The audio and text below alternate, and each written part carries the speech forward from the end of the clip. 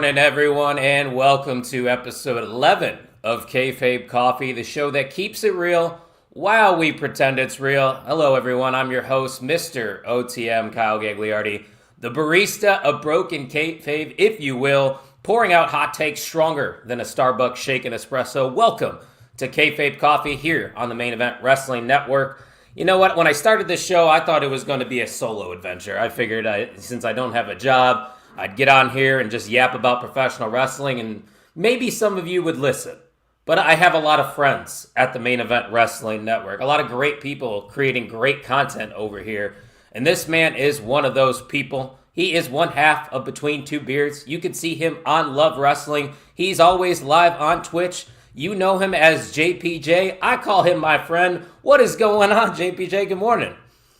Good morning. How we doing out there? You know, we're good. I'm glad to be back. Yeah, looking forward to chatting some wrestling. I already had my double shot of espresso that I made out there real quick. I've been craving. All right. You know, obviously this is Kayfabe and coffee. So I had a double shot of espresso, threw a little, one little pack of some raw sugar in there, a little mix up, boom, shot it. Okay. About 25 minutes from me in a little town called Ipswich, Massachusetts. Little That's a name. Coastal beach town. There's a coffee shop called Little Wolf Coffee. They have a second location in the city of Boston, but this is where they roast their coffee, and it's their main location. I've been craving them. So the second we get off here, I'm taking the drive, and I'm going to get myself a nice, well-made latte from them. So I made myself a quick little double shot, and I'm ready to go, brother.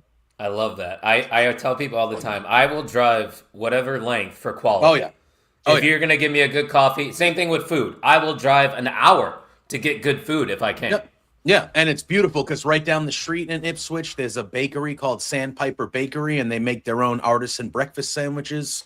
So it's like a nice little, you know? You got like a big bagel culture out there, right? You guys are in the bagels on the East Coast, Yeah, aren't you? yeah, we got, yeah. People say that New It's York, not really a thing here. yeah, people, New York bagels are famous. New York bagel deli, New York deli bagels and stuff like that. Out here in Massachusetts, over the last 5 or 10 years, we've had some prime time, no pun intended, Dynamite bagel shops open. So we got a big bagel culture. Breakfast sandwiches on bagels are like a staple. Bacon, egg, and cheese on a bagel or something like that is a staple around here. Yeah, and you can find some good stuff. Again, I kind of live in a great part of Massachusetts where I'm 20 minutes from New Hampshire. I'm an hour from Portland, Maine. I'm 35 minutes from Boston. So I'm kind of right around everything. So I have different routes that I take. Like on my days off, like on Thursdays, I'm by myself. It's during the week. The lady's working. But Sunday mornings, we do the breakfast route, and we have like different routes we choose because there's so many good coffee shops and breakfast sandwiches. Nice. Yeah. So I live by Starbucks and Dunkin' Donuts. That's there's plenty. Look at Massachusetts, Dunkin' Donuts. There's one on every corner, dude. So and there's a ton of there's obviously plenty of those too. But luckily, we live in an area where there's a lot of mom and pop, and when I'm going out to get my coffee or get my breakfast, I try, not that I don't use those chains. I worked for one of them for over a decade. Local, I'll go to the local business owner and be like, all right, I'll try you out. And if you earn my repeat customer-ness, I will be back. And that's how it goes. So that's how to do it right there. I'll tell you what, when I was in New Jersey for SummerSlam, that was my first time ever going to the Northeast. And it was kind of a culture shock for me as somebody that grew up in the Midwest. It's weird because people don't realize how big the U.S. is. Yeah, and can I just say, New Jersey is not part of the Northeast. Fair.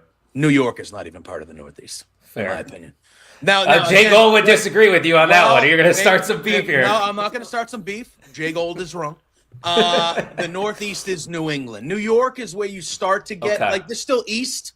New York is still East. The Northeast, that is New England. New England is like the Maine, New Hampshire, Massachusetts, Rhode Island, and we'll allow Connecticut, even though it's a waste of space. I agree with you there. Even though I heard their pizza's good out there, which as an Italian. New Haven, Connecticut, best pizza in the country. Best pizza in the country. I've been saying this for years. I think Boston in general is an area that I want to visit just because I've heard such great things and that it's an easy city to, just travel across to and sightsee. So I'll tell you what, I got a lot of time on my hands, brother. Maybe I'll just come one random weekend and be like, hey, JPJ, I'm crashing. Hey, man. You want to make your way out here? We can make it work. Pluggo came out here for the first time late last year. We went to Bound for Glory together. It was in Lowell, Massachusetts. So he came out for the weekend. Right. That was his first time. We got to go to Fenway. We went to the Bleacher Bar, which is underneath center field of Fenway. Like you can. That's so cool. You're basically so you're at the bar and there's literally like the gate and Fenway. Like if the gate was open, you could walk into center field. Yeah, of Fenway Park. Yeah. So it wasn't baseball season when he showed up, so he couldn't go to a game or anything like that, which baseball, thank God, is starting soon. But it was a good time. He showed some Boston. He had himself a North Shore beef. We call it a three-way around here, but we know people have dirty minds. I was going to say, in Cincinnati, the three-way is a little different. It's like spaghetti and chili and cheese, right, or something like that. So we have a North Shore. We call it a North Shore three-way. It is a shaved roast beef sandwich served warm on a toasted onion bun. Yeah. And it has barbecue sauce, mayonnaise, and cheese on it. It's called the North Shore three-way. It's never heard of a delicacy, a staple of the New England. People travel hours for good ones, and we were able to get Pluggo a good one, and his life has never been the same since. So. As somebody that's also from Indiana, there is good food out here, but you got to find it. It's kind of tough. But Boston is like, you talk about food, like our Asian culture here, like some of the best Asian food you'll ever eat, China, no matter what kind you want to try. I'm a big Thai food guy, unbelievable. It's just one of those cities where you can find good food of any kind. You know what I mean? That's how it is in Chicago too. Yeah, you can go on any corner. Like most big cities are kind of like that, but like Boston, obviously our seafood and our stuff like that is like next level and things like that because we're so close to the coast and stuff like that. But our Chinese food in particular, if you ask people, that's what I've heard. Yeah. If you ask people, like you don't think about that when you think of Boston and the Northeast, you don't think about Chinese food. But if you ask people that have had Chinese food here and then they go have Chinese food anywhere else, they're like, nothing is like that. Like they're Chinese. It's crazy that like everybody says that too. I don't know what it is, but I guess I gotta find out for myself. Eric and Tino, good morning. Thanks for asking how we're doing. We're doing great. Now that we get to sit here and talk wrestling with all of you guys. And speaking of food, it's funny because I actually have a food-related question for later because later we are sitting down with Warrior Women's Champion Tootie Lynn. She joins the main event mixer tonight. It's going to be me and the Wrestling Junkies sitting down with her before her match against Jazzy Yang this Friday, which is tomorrow. It's crazy. I leave tomorrow for Cincinnati. I got my hotel already, JPJ, and I'm going to be hanging out with the Wrestling Junkies tomorrow night at the Rumble at Rheingeist 2. Should be a good time. Yeah, it should be. That's going to be a fun time. You and the Junkies getting together. That should be good. We were able, I know Pluggo's in your area, but I was able to meet all of you guys at the Rumble last week. Or last year. Last year, that's right. Yeah, so should be a good time. It's going to be a great time. We have a great relationship with Warrior over here. We are the sponsor of the next two shows, so make sure not only that you're supporting Warrior Wrestling, but you're supporting independent wrestling, the lifeblood of pro wrestling. Without the indies, I mean, come on. What is there? There's nothing. Exactly. So you want to talk Dynamite? Maybe? Yeah, Maybe we should talk some wrestling? I'm ready. Know. We could do that. I could talk coffee and food all day, bro. I was going to say, there really is no rules on this show. We could do whatever the hell we want. Yeah. No, but it's my show after all. So can I actually let me get some of this Starbucks medium roast? Nothing special here. Just the Pike. Is it still the Pike? It's the Pike. Roast? It's the Pike. Yeah. So cheers to you, brother. Starbucks had me. I wore that green. I was a slave to the siren. I mean, you were there for a decade, right? I was there like 11 plus years. Yeah. I worked my way up from, assistant. I ran a couple shops. I opened a new big shop in the state of Massachusetts my last few years before I was like, all right, I need to slow down a little bit. I'm old. All right, I got to get out of here. So you can't be that old. What? How old are you? 40. Oh, see, plenty of years ago. I'm not old, but you work in that type of industry for 20 years. When you get to be like 40, you're like, all right, I need to like not be like running. Like I'm here for 9 hours a day. I need to not be at the gym for 9 straight hours running around like with the chick. Like, can I chill? I see those workers all the time. You guys are just running back and forth. Anybody that goes, and obviously I work there, so I have so much respect, especially for the baristas because they make shit money working as hard as they do. I was a manager, so I was okay. They work their asses off. They work their asses off. For terrible people too. Oh yeah, and the customer, not all of them. We have great customers. We had great customers, but just a lot of entitled. Where's my coffee? Where's this? Oh, I ordered 2 minutes ago. Yeah, you didn't see the 30 people that were already in here, bro. Well, I ordered ahead on the app. You're telling me I don't get priority? Yeah, it's just But I have so much respect for that. And if anybody that is an avid Starbucks person, you go in there and you just watch behind the counter if you have 10 minutes, 15 minutes, just watch behind the counter and watch everything that's going on. Oh, I know, dude. Insane. I used to date a girl that worked at Starbucks. So whenever I would go visit her at work, dude, I had no time to talk to her. No.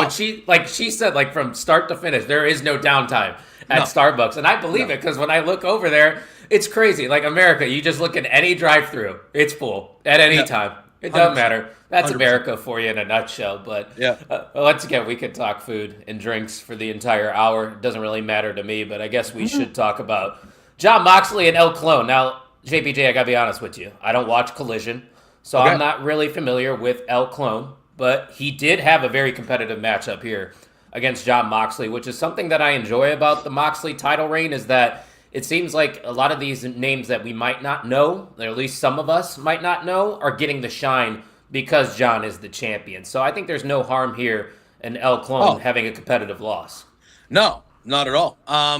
El Clone has been on Dynamite a little bit more often recently. I want to say it's probably like his third or fourth match on Dynamite in the last couple months, which he's in the family, right? He's in the Don Callis family. He was strictly really a Collision guy for most of, but he's great. And I, like you, I think I've seen probably a little bit more of him than you have, but I haven't seen a ton of him. I've only seen a handful of matches, but he's good. He can wrestle strong style, like physical style. He does the flips off the ropes, and he did that 1 foot backflip off the barricade. That was a nice little spot on the outside. He's really good. He's really, really good. You know what I just found out too? Yeah. A little fun fact, El Clone, the guy that's underneath the mask, actually used to wrestle for Warrior Wrestling. Well, there you go. I know who it is, yeah. So I'm not going to say who it is, but we do know who El Clone is. There we go. No, he's very, very good. Like the matches that I've seen him in, he does that. He has that high flying element, but he can also wrestle ground and pound. Like he can do a little bit of everything. This is the kind of opponent that I think Moxley can fight any type of opponent. He's that, he's one of the all time greats. But this is the type of guy that you could tell Moxley's having fun in there.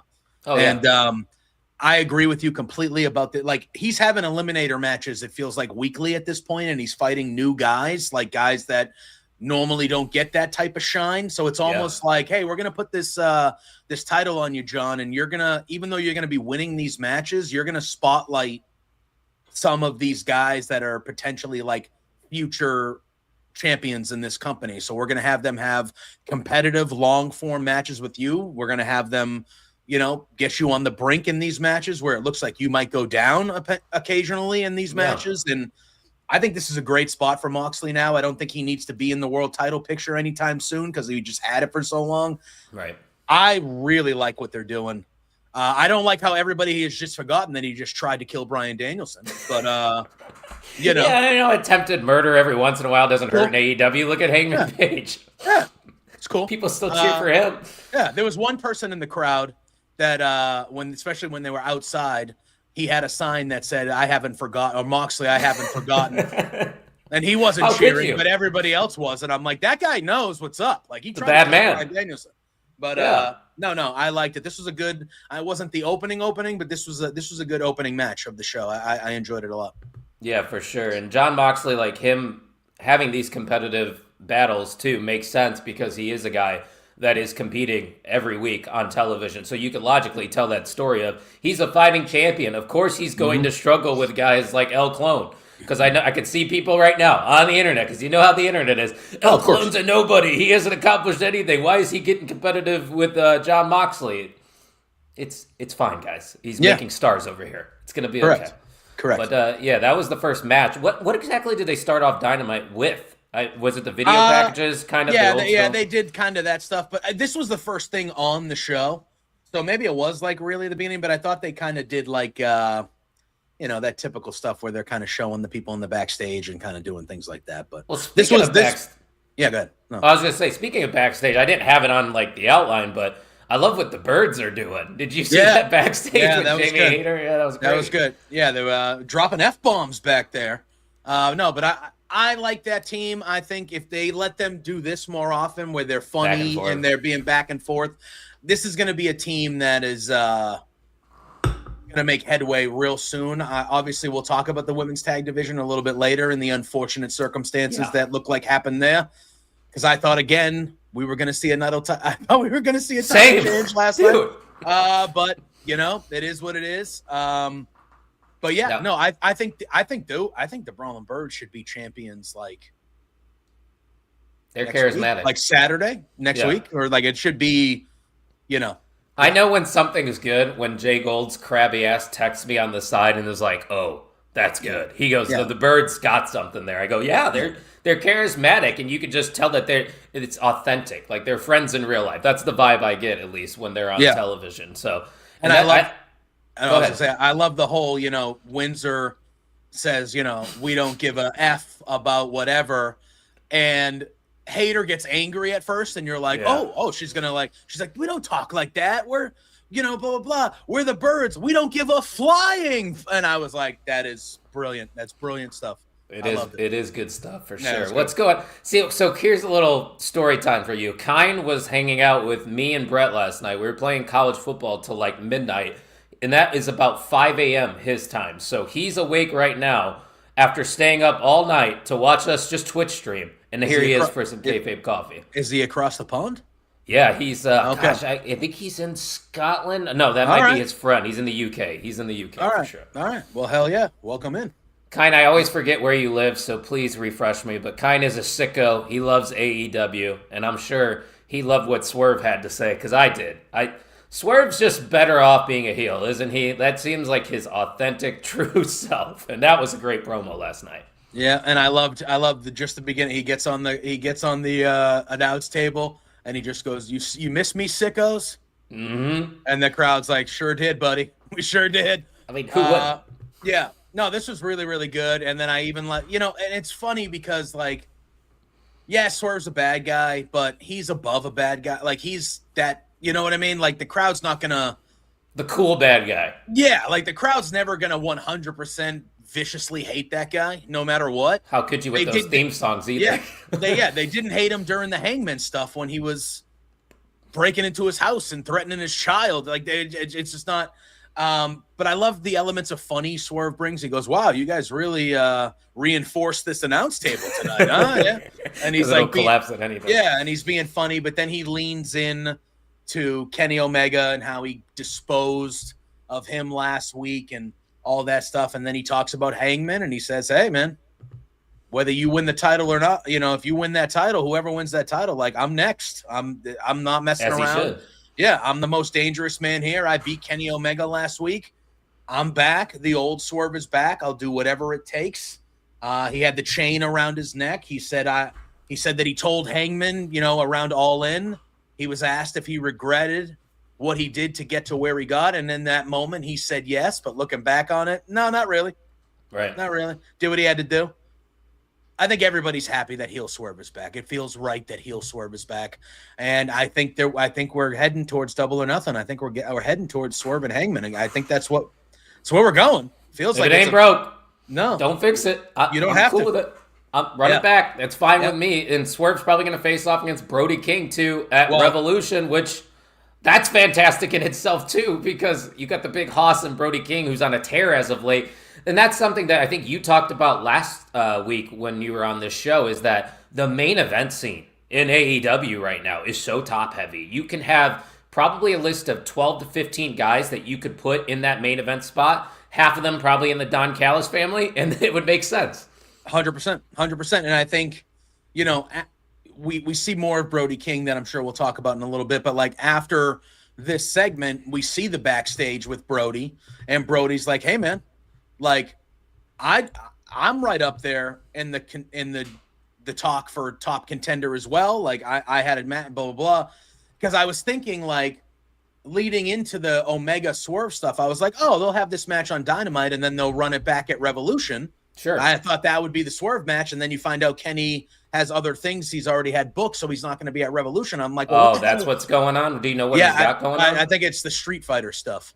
I think it's the Street Fighter stuff. Wait, isn't he doing that with Cody and Roman? Aren't they a part of it as well? Or am I thinking Cody else? and Roman are part of the movie. There's that's right. There's a new Street Fighter game coming out, and Kenny Omega, it's not by name, but he's a character in the game. Like a special DC character is basically Kenny Omega. It has the V trigger. Cool. It does the one-winged angel. It has the V trigger. So like it's basically Kenny motion capped for the whole character. I don't remember the character's name off the top of my head, but Kenny Omega is basically playing a DLC character in the new Street Fighter game. So I think he's going to be off promoting that, and it just happened. It was just bad dates or whatever. So I was sitting here going, well, what the hell is Swerve going to do at Revolution?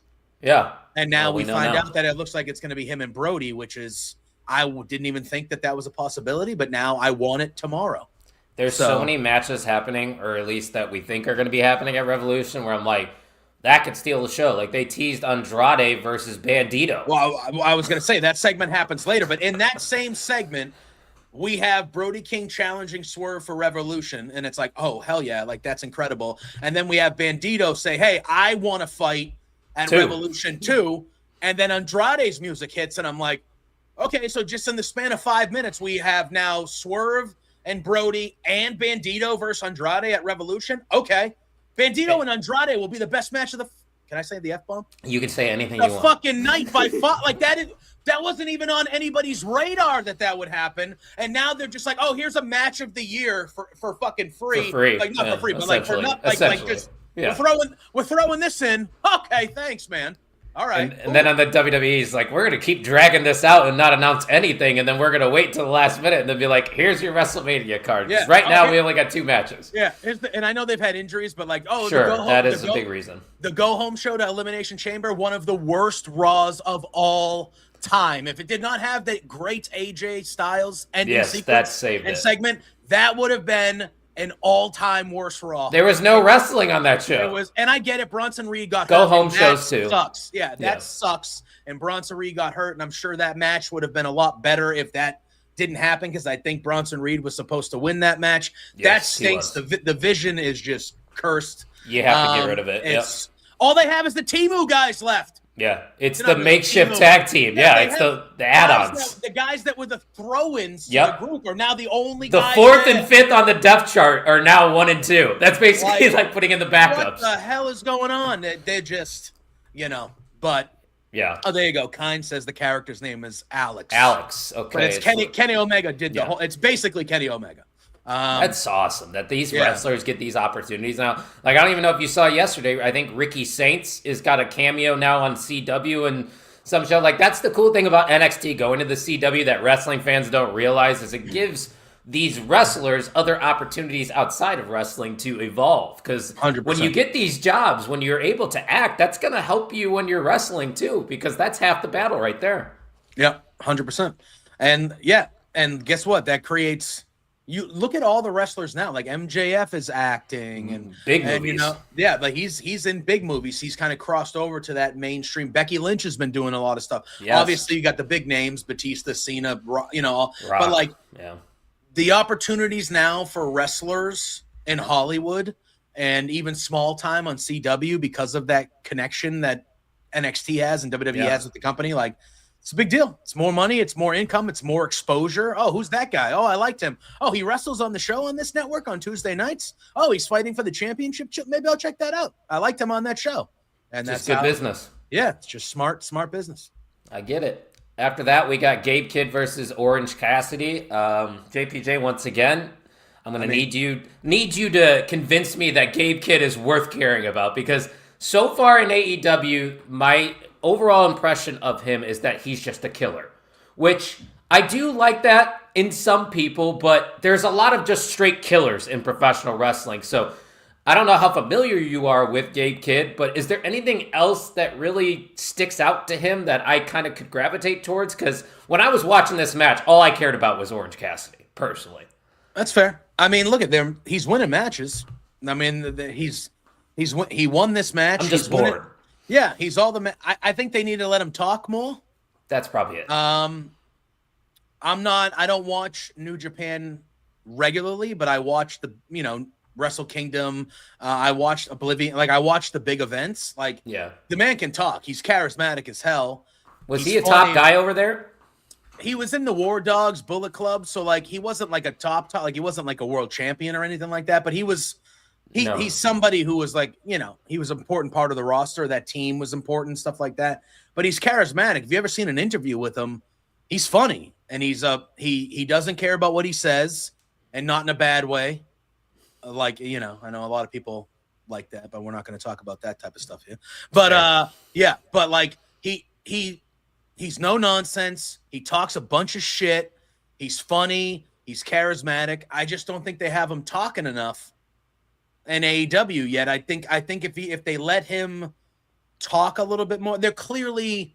It feels like him and Connors are going to be a tag team in the tag team division. That's what they're clearly doing here. Well, I want to know why they're together, though. Like, a lot of people probably already know because of their history, but as somebody that is a casual American wrestling, TV wrestling, I don't know the backstory between those two. So why should I care is what I'm saying. Exactly. So whether it's through vignettes or whether it's through a little backstage promo or letting him talk in the ring, whatever, I do feel like if they let Gabe Kidd speak some more about his history, where he comes from, what he's done in Japan, the War Dogs, Connors. I think if they kind of just let him talk more, he'll get over more because he can talk, and he's the type of guy that when he says shit, like I think the crowd will respond well to it because he is that no nonsense. Like I said, he'll talk shit about people, but in a funny, like badass kind of way. Like he'll gravitate with the crowd. But they just need to let him do it. Right now, they're just having him have matches, and that's fine. But it's, and at the end of this, we see with Dart, like it's also the Darby fall off needs to be studied. It's not his fault because the timing just was unfortunate. I think he probably would have been in the world title scene if he wasn't climbing Mount Everest. I think he would have beat Moxley for it. Same, and I think it would have been perfect. But now Darby's just like on side quests. I thought he was a pillar. I thought he was going to be more of a main event player, and they still have plenty of time to get there. Darby, I'm sure, is very young. They have a lot. That's the thing about AEW. There's still a lot of young talent on this roster. Oh, yeah. And I'll tell you what, Orange Cassidy, man, he's one of the staples of AEW. He's on almost every show. They used to kick off every Dynamite with Orange Cassidy for a reason, because you know what you're going to get out of him. He is one of the most consistent workers, I think, in professional wrestling today. Absolutely. Orange Cassidy is incredible.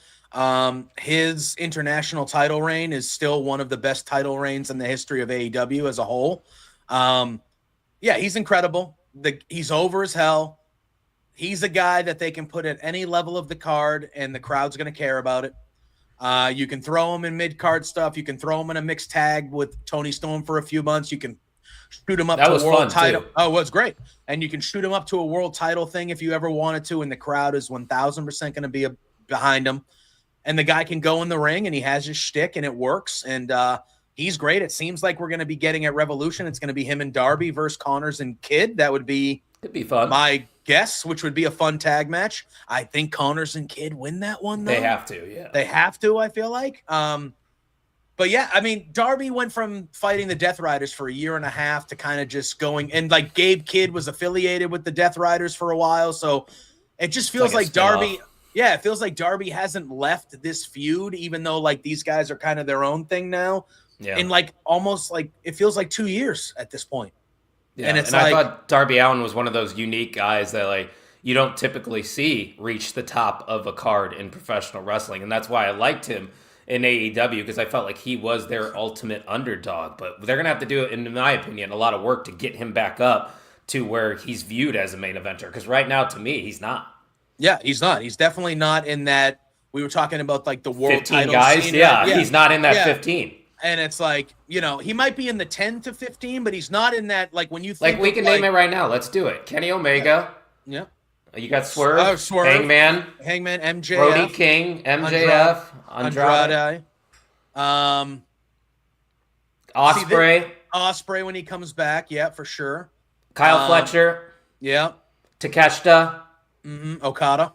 Okada, that's 10 right there. But I think after that then 10 you is can where make you a start case. to go Yes. Darby, Orange Cassidy. Like that's when you start Yes. to spread Pack it out a maybe. smidge. Yeah. Yeah, you know what I mean?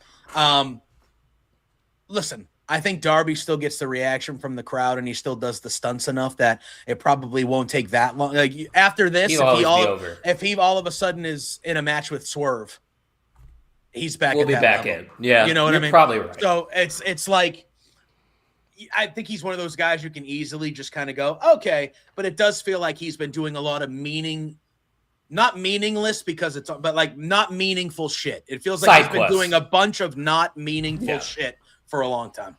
Yeah, and he's a bigger player in my opinion. 100%.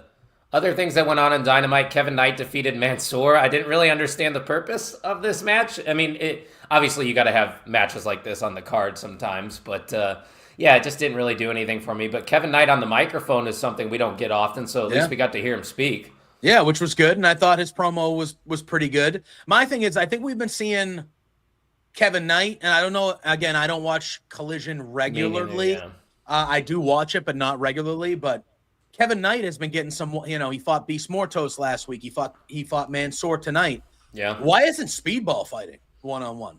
I wonder if he has some kind of injury we don't know. Yeah, that's why I don't know if Speedball is maybe fighting on Collision. I know the three of them fought last weekend for the titles, but like, you know, with Hangman. Right. But like, I would like to see him mix it up. Oh, Kevin Knight's got a match this week. All right, next week Speedball is going to have a match. We can hear Speedball talk. You know, like they're clearly trying to keep these guys on TV, right? As they should, because these guys are they are a formidable tag team, but they're going to be solo stars as well.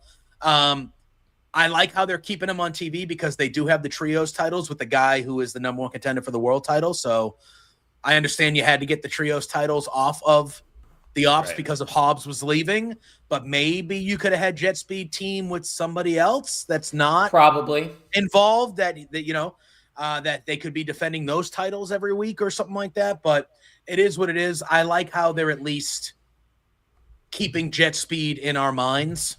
They definitely are. And Kevin Knight's a star, dude. That guy's going to be top of the card level. Like, it's crowded now, but in a couple years or end of the year, like, that guy he's very good. And I could tell, too, because here's a little fun story for you. When Black Label Pro, they used to run actually shows right down the road here in Crown Point. And Kevin Knight actually, I think it was maybe 2019 or 2020. So it was when he was just starting off, was wrestling at Black Label Pro. And it was one of those shows where you bring your own chairs. So I had one of those just like casual camping chairs. And he's running around the ring chasing, and I think it's Filthy Tom Lawler that he had a match against. Oh, okay. Yeah. He comes through and he accidentally tripped on my chair, and it wasn't intentional. And I have the video of it still. He turns around mid-match. He goes, "You tripped me? Which one of you tripped me?" And I go, "I didn't do anything, man." But like Kevin Knight was this close to me in my face, and he's like, "Did you trip me?" I'm like, "Bro, you just tripped over my chair." Yeah. So I thought Kevin Knight was going to kill me a couple years ago. Fun fact. Yeah, that's funny. That's a good story. That's funny. I have two favorites for the women's chamber. All right, Eric, this is AEW talk. What are we doing here? It's not anyone who probably wants to hear, but Rhea, with a lot of people are bored with, and nobody wants Tiffany Jade. Yeah, I don't want Tiffany and Jade either. That's why I picked Alexa Bliss. I hate to tell you guys, you might not want Tiffany and Jade, but that's what you get. And Tiffany's winning the title at WrestleMania. I hate to tell you. I hate to tell you. I hate it. No, I am pro Tiffany Stratton. So am I. That negative title reign. First of all, I don't even think it was that negative. If you watch the matches, besides the Charlotte one, most of the matches were good.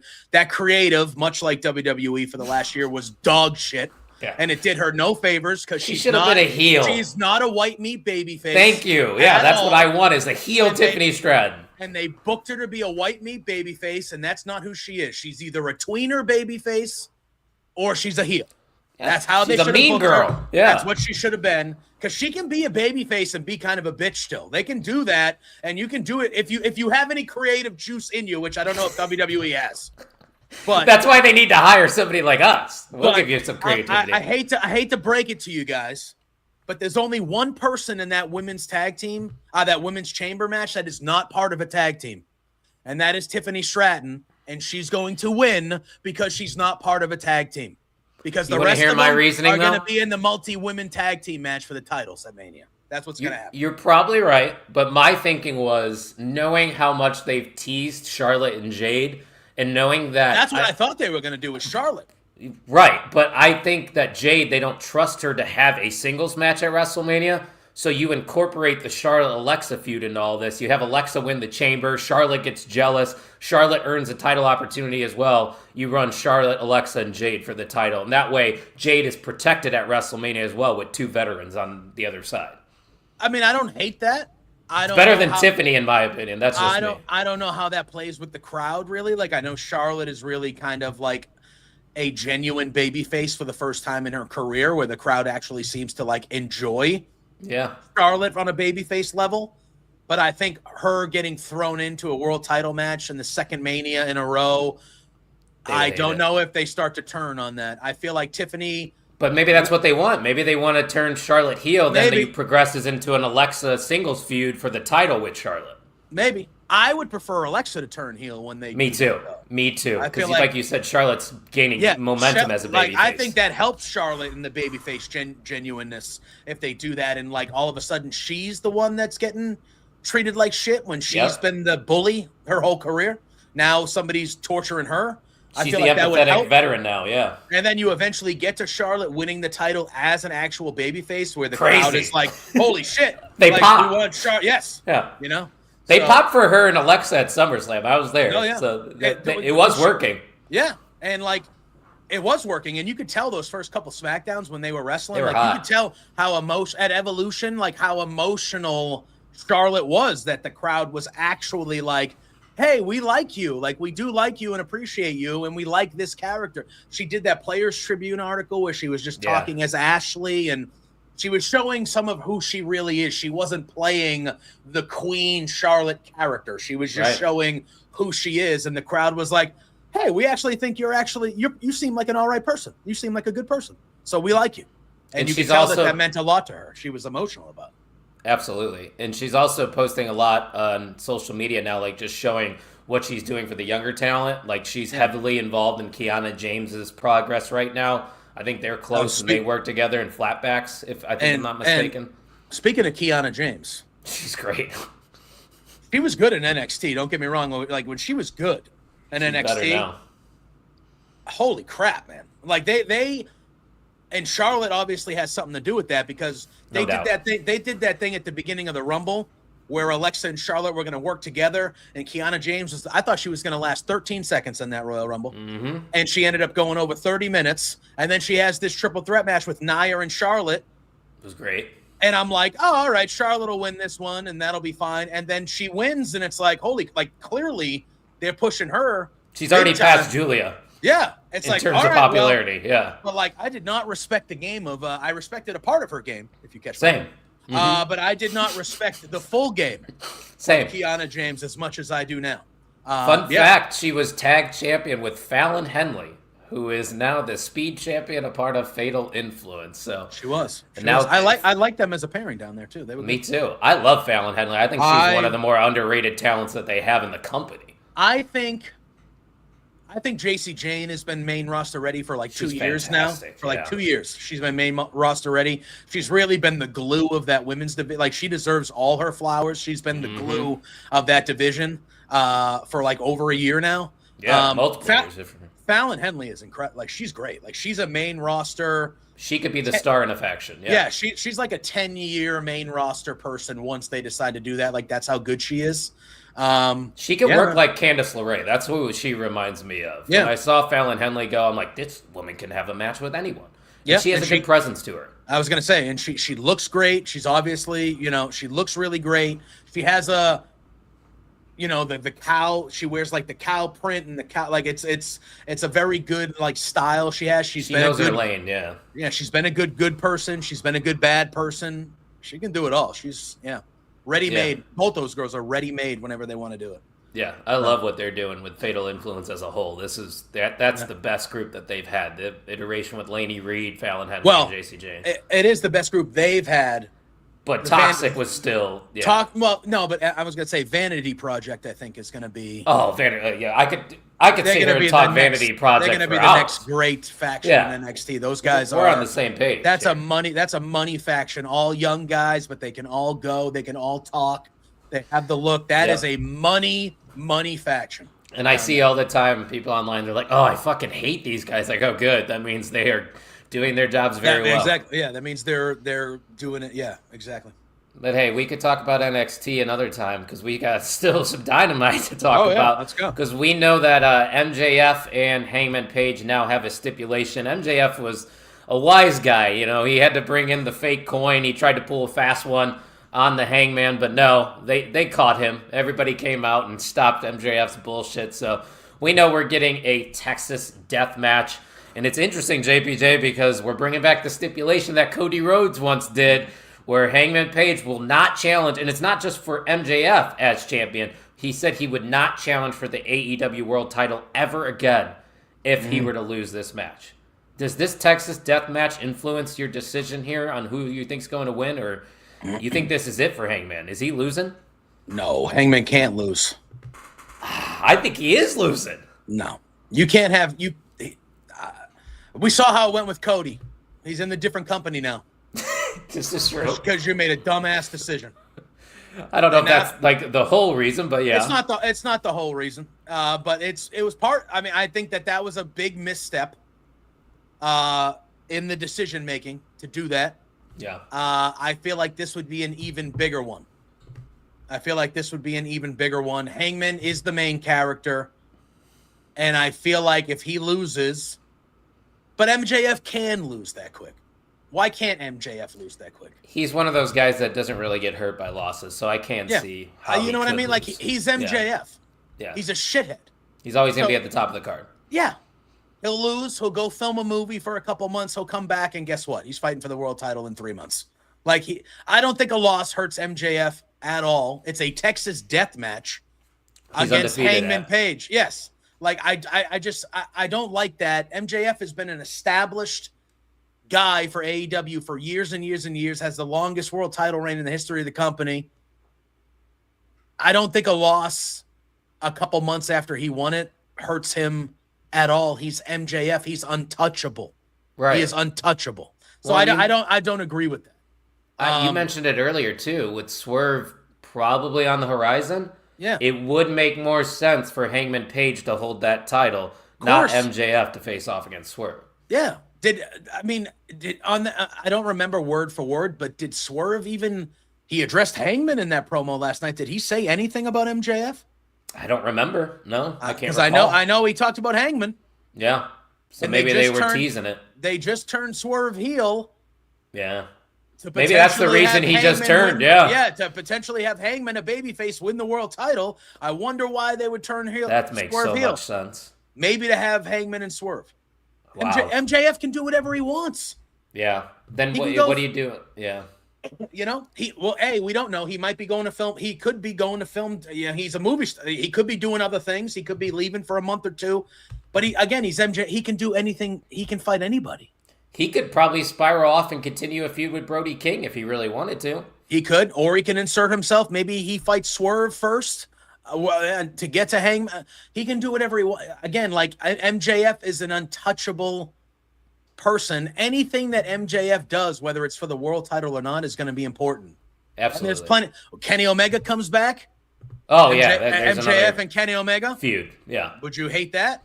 Have they had like a legit feud before? They haven't had a feud. They had a big match on Collision for the title before Kenny right. left for his injury. I remember that match. Yeah, that was really a great good. one, yeah. Really, really good.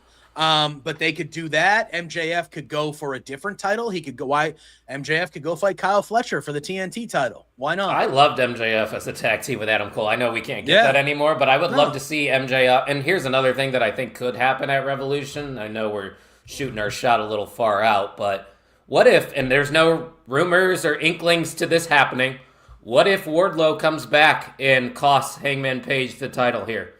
What if Wardlow and MJF just reunite? I haven't seen Wardlow in forever, so gives him something to do. I wouldn't hate it. I just think once you make the stipulation again, and it's with Hangman, I just can't see Hangman. I just can't. I can't because and even if he does, there has to be a way down the line where that gets reversed. He could win it back, yeah. You can't have that guy never be your world champion again. He's literally the face. He's the face of the company. Yeah. He's the main. That's like in the middle of the 20. Yeah. It's the middle of the 2010s. Vince McMahon going, "Hey, John Cena, you're not going to be the champ ever again." Yeah. Ever it's again. It's just a terrible booking idea. What are you doing? Yeah, it's your top. It's not smart. Face. Yeah, it's not smart. I think Tanner said it on Kicking Out on Sunday, actually. He goes, there is definitely a way where Hangman Page can earn it back. You could have somebody just dangling the title in front of Hangman's face, taunting him like, hey, you can never get this title ever again. And he's like, you know what? Put that opportunity on the line or something like that. And he can win that opportunity back just like that. Yeah, I don't know. But it's just like, for me, I'm just... the whole Pinnacle? No, I don't know if we need to run back the Pinnacle. That didn't work. No. Just like, what was it, Paragon or whatever? That was another thing that didn't work. I'll tell you what I'm intrigued about, even though we're not getting it, is this one-way DQ match. Yeah. That I was like, oh, that's kind of a new... How has that never been done before? They should do it, and if AEW doesn't do it, WWE might steal it real quick. And I was like, that should be the stipulation, because, like, I like Texas Death, but I think AEW's playing it out a little bit too much. Yeah. So it doesn't need to be every year. No. That's like the Hell in a Cell was a pay-per-view every year. We didn't need that every year. Yeah. And so when he introduced the one-way DQ match, I was like, oh, that's kind of like, that's cool. That's different. Like, that has never been done before. Like, that should be the match. Like, put all the odds in against Hangman. And then perfect obviously heel stipulation. Yeah, it was. So I'm hoping we do get that at some point, because that was intriguing to me. Yeah, you can't just tease that and then not do it. You know? Yeah. You can't give us those goods like that and not decide to go through with it. Come on. Hopefully we get it, but. Listen, I thought last night was the time for Mega Bad, but it seems as if Penelope Ford unfortunately got injured once again. I don't know if that's 100% true, but that's what it seemed like, because the finish was very awkward and it felt rushed, and obviously we saw a similar finish last week, so I don't know if that was really their intention with this whole match. Babes of Wrath retained, but ultimately it's very unfortunate, JPJ, that Penelope Ford once again is hurt, but I think that's going to open up an opportunity now for Cross to step in and maybe be the tag champ with Megan Bayne. Well, though. All right. It seems like Penelope got hurt. It seemed like it was an ankle, foot, leg type situation. That stinks. She can't catch a break. She just came back from a major injury. I hope it's nothing serious and it was maybe precautionary. I hope, because that stinks. I thought they were going to win the titles at Grand Slam. They didn't do it. I thought they were going to win the titles last night. I still think maybe if Penelope doesn't get hurt, they do win the titles last night. Same. However, I think the ending of this was I think once they kind of knew, Tony was told by the refs or the doctor, hey, she's out here. This is not good. She's out. I think that they made a really good decision, because they did the DQ finish, but then at the end of it, they had Megan Bayne holding the TBS title. Looking I didn't even down notice at Willow. that. She had the TBS title over her shoulder when she was looking down at Willow. TBS champion. So I don't know if this throws everything to the point where they were like, oh, we originally were going to have Mega Bad be the tag champs and Willow was then going to go be the TBS champion. Now, especially if hopefully not, but if Penelope's out for a while, maybe this goes, all right, you know what? Babes of Wrath, you're going to continue to be the tag champions. Because they need to belt up Megan Bayne. They know they do. 100%. Everybody knows already. They do. Yes. Everybody knows they need to belt up Megan Bayne. That four-way they had when she was the star of that four-way. She could be a better Jade Cargill from her. And that's not a shot at Jade Cargill, but Jade Cargill was that similar star in AEW when she was there. Yeah. So a part of me is like, did they make kind of a decision right in that moment of like, okay, we're going to change things around now. And now because Penelope's hurt, maybe Megan Bayne takes the TBS title off of Willow. I don't think I would complain about that. Because the Brawling Birds are there. That's a new tag team. You just signed the Inspiration. There are plenty of other tag teams that can take those off Babes of Wrath whenever you want to do that, or have feuds with Babes of Wrath if Penelope is hurt. And there is that Lena Cross girl. They would be a powerhouse, formidable tag team for sure. I just feel like at this point, Money's in the TBS title. I think so. Megan Bayne in a solo championship, it just feels like it's the way it should go. I wouldn't hate her going towards the world title either, but that's obviously on it. They're not going to do that. It's very soon. She's still relatively new to professional wrestling as a whole. Yeah, and Tekla just won the thing. Like, Tekla is somebody that Eric in the chat, when he says if MJF can't lose it that quick, Tekla can't lose that title quick. She needs to be established as, like, she should beat Thunder Rosa at Revolution. What have they done with her since she won that title, though? That's my complaint. Is every time somebody wins the title, promos. She's cutting good promos. At least I feel like she won the title and she hasn't been wrestling for the title, but I feel like they're showing more of her character than they've ever shown since she's been there. Now as the champion, so I think they've spent the last couple weeks post-win trying to establish her as a character. I can see that. And then I think her first big title defense, I don't even think they're fighting at Revolution. I think they're fighting on Collision or Dynamite next week. But she's fighting Thunder Rosa for the title. Should be on Revolution. Maybe we do get a rematch at Revolution. Maybe. Because something happens. You have to put her on the pay-per-view. Yeah. Josh, everybody is entitled to their opinion, but yours is wrong, buddy. I'm with you, Jay Gold. I know that JPJ likes her, but I'm not. Once again, I could be convinced. Be convinced. As a character, I'll give you that, because they haven't really established much of her except these last couple promos. That's what bothers me. I don't know how you can't see the entrance and watch her matches and think that anything she does is boring in that realm. Yeah. She's a savage in the ring, an absolute savage, wrestles with an intensity that is unmatched. You know who else is a savage in the ring? Brody fucking King. And we had big meaty men bumping meat here with Mark Davis. I mean, you can't complain about this one, JPJ. This is what we love, right? This match was specifically booked for me.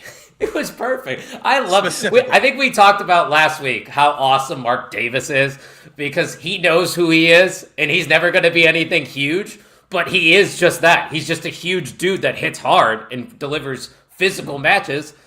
Great match here. No harm, no foul. I've been saying it for weeks now. I love how Mark Davis is just wrestling the one-on-one matches every week. He's like, my tag team partner got hurt. Don't care.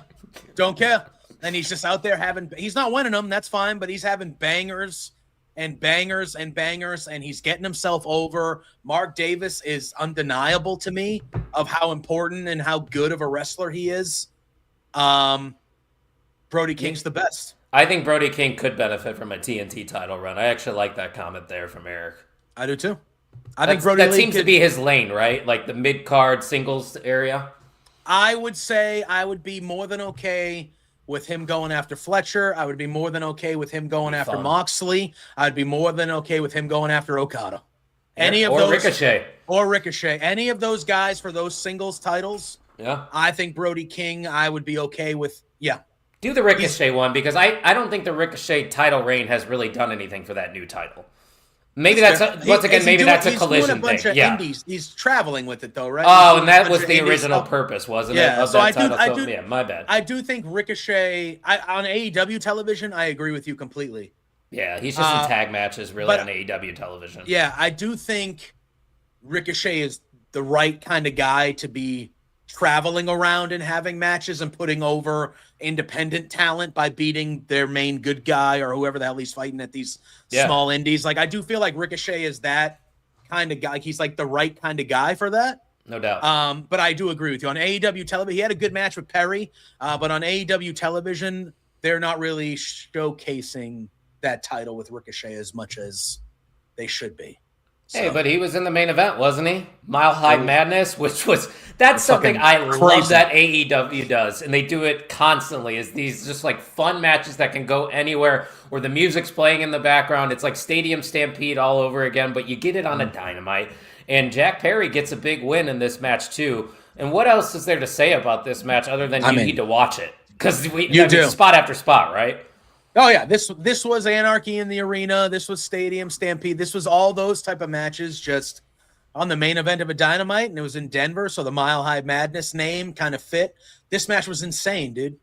They had fun. At one point they had the triple box up where you could kind of see these people were in the crowd, these people were near the stage, these people were at ringside. They had Jungle Boy's music going throughout. Tarzan Boy played twice. They looped it back, and the crowd popped for the second time instead of Jey Uso going run it back. Yeah, that was better. Yeah, dude. I can only imagine. I haven't been in. I've gotten to see a blood and guts match live, which was nice. That's awesome.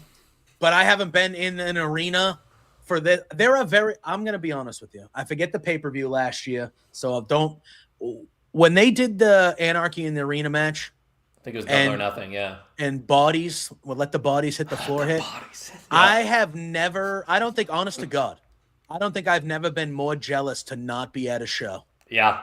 Than Could you imagine that? And I was watching it here, sitting here, watching it on my computer, and I have goosebumps now. I like The Rock. I got goosebumps thinking like I was like.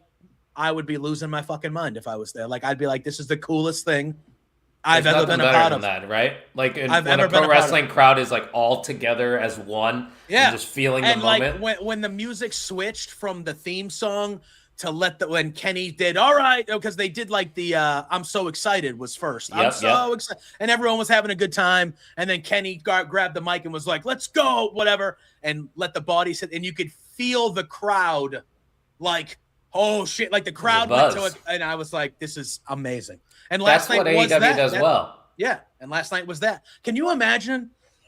You bought a ticket to go to a Dynamite, and you're like, "All right, cool, Dynamite in Denver. Like this is cool." And then you find out the main event is like an Anarchy in the Arena, and you're like, "This is fucking." They're gonna be right next to you. Yeah, fighting, they're just running around, beating the shit out of each other. Weapons galore, spot fest. Like, oh, it's incredible. Well, that's what makes them stand out over other wrestling companies. And I always say they are an alternative to the bigger company, aka WWE, for a reason. You don't get this stuff in any other company. AEW does this better than anybody else. Just mayhem in their main event here on a Dynamite. Like, why not? With all these guys feuding, throw them into the match. Let everybody get hyped. Have the music playing in the background. And you get, it's not a technical 5-star match by any means because it's spot, but it's excitement. And you leave the arena feeling like, holy shit, I just saw a car crash to end that show. I want to buy a ticket to the next show. That's how you create a fan base right there. 100%. 100%. And AEW is perfect at that type of stuff. Jack Perry getting the big win over Ricochet. He needed it. Yeah. So now I would assume they're going to be continuing the Perry Ricochet thing for a little bit longer, which is fine. You want to run that back at Revolution for the title? Okay. Good match. That match is going to be good. Yeah. I'm cool with that. Yeah, man, I loved everything about it. Like you said, it's not a 5-star, it's not Kenny and Swerve from a week ago. Doesn't need to be. But it doesn't need to be. It's something completely different. It brought energy and excitement to the end of the show. It was pure chaos. And everybody that was at that show probably couldn't sleep for hours after the show because their adrenaline was probably going crazy leaving that arena. Like, holy shit. They had some interesting chants last night, too. We got a weed chant. That was great. Fuck Ice made it way back again. Well, I enjoyed that one because they did it like it was fuck Don Callis, fuck Ice too. It was a great chant. Tremendous. The creativity on wrestling fans as a whole sometimes amazes me. Like when they go overseas and they start doing all the chants. I know it annoys some people, but that's what's great about professional wrestling. If you buy a ticket, cheer, make noise, get into it. This isn't Broadway, all right? No, don't be an asshole. Don't say anything inappropriate. Don't be rude.